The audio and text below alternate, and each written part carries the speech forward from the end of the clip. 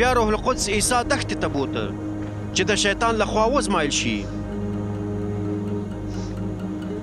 عیسی 40 ورځې او 40 شپې روژه ونیوله او په پای کې وږی شو. بیا شیطان ورنږدې شو او ورته ویل که ته د خدای زوی یې نو دې تیږو ته ووایه چې په ډوډۍ باندې بدلې شي.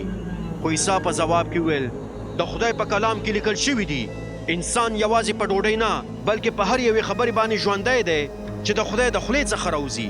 بیا شیطان هغه سپېڅلی ښار یعنې اورشلیم ته بوته او د خدای د کور په مناره باندې ودرو او ورته ویل که ته د خدای زوی یې نو خپل ځان ښکته وغورځوه ځکه چې د خدای په کلام کې لیکل شوي دي هغه به ستا دپاره فرښتو ته حکم وکړي او هغوی به تا په خپلو لاسونو کې پورته کړي تر څو پښه دې په تیږه ونه لګېږي.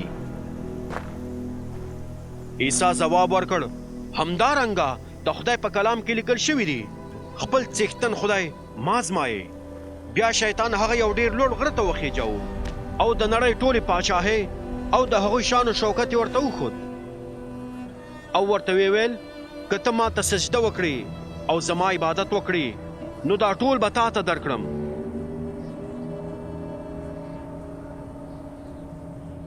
بیا عیسی هغه ته وویل ورک شه شیطانه ځکه چې د خدای په کلام کې لیکل شوي دي خپل څښتن خدای ته عبادت کوه او یوازې د هغه خدمت کوه.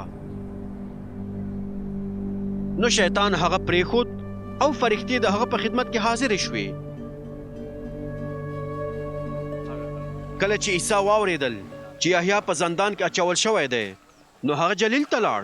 هغه په ناصرې کې پاتې نه شو او کپرناهم ته چې د جلیل د دریاب په غاړه د زبولون او نفتالي په سیمه کې پروت دی لاړ او هلته پاتې شو تر څو هغه خبرې چې خدای د اشیا نبي په وسیله کړې وې رښتیا شي. د زبولون او نفتالي سیمې د دریاب په غاړه او د اردن د سیند بلې غاړې ته پرتې دي یعنی جلیل هغه ځای چې غیر یهودیان پکې اوسیږي. کوم خلک چې په تیارو کې اوسیږي هغوی به یوه لویه رڼا وویني او په هغو خلکو باندې به چې د مرګ په سیوري کې اوسیږي د سحر رڼایي وځلیږي. د هماغه وخت نه عیسی دا واز شروع کړ توبه ګار شئ ځکه چې آسماني پاچاهي رانږدې شوې ده.